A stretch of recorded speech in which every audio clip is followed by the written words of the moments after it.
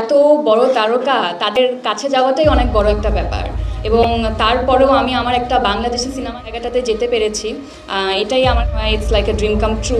আমি আসলে সবসময় চেষ্টা করেছি নিজেকে খুব ডেভেলপ করার এবং আমার মনে আছে আমি যখন লাক্স চ্যানেলাইজ গিয়ে সুন্দরভাবে অ্যাক্টিং করে ফেলছে, বাট আমার জন্য একদম টাফ ছিল, কারণ আমার তখন ডিপেন্ড করতে হতো আমাকে যদি একটু পড়ে শোনায় ওই স্ক্রিপ্টটা আমি একটু নিজে ইংলিশে লিখে নিতাম এবং আমার একটু আমার খুবই বিলিভ করতে হতো যে তারা আসলে ঠিক বলছে কিনা। এমন হতে পারে কিসেনে যে বলতে হবে আদিবাসী আর আমাকে কেউ বলে গেল। এরপর থেকে আমি জানতাম না পুরো সিস্টেমটা কেমন করতে হবে। বেশ কিছু টিভি সিরিজ এই ক্রাউন মাথায় এই মুকুটটা আমাকে এমনি দেয় নাই, আমার মুকুট আছে যেগুলো আমার আসলে পালন করা উচিত।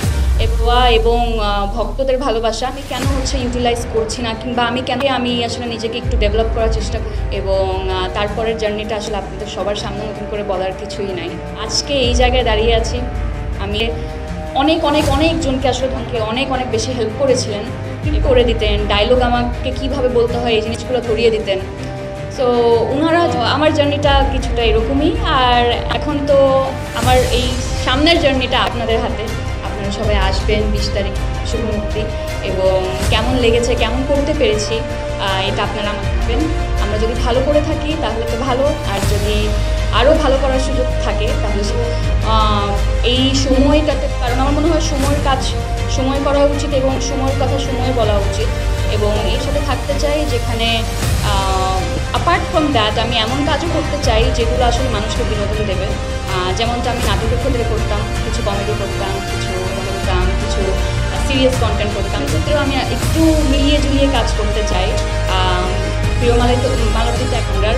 এবং আমি চাইবো যে নেক্সট আমার যে মুভিটা হয় সেটা ডিফারেন্ট একটা জনরার হোক, কিন্তু আমার ক্যারেক্টার সেটা পছন্দ করবে এবং একটু যদি নতুনত্ব পাওয়া যায় সেটা তো অবশ্যই ভালো। দেখেন, ওনারা এত বড় তারকা তাদের কাছে যা বড় একটা ব্যাপার এবং তারপরেও আমি এটাই আমার কাছে মনে হয় it's like a dream come.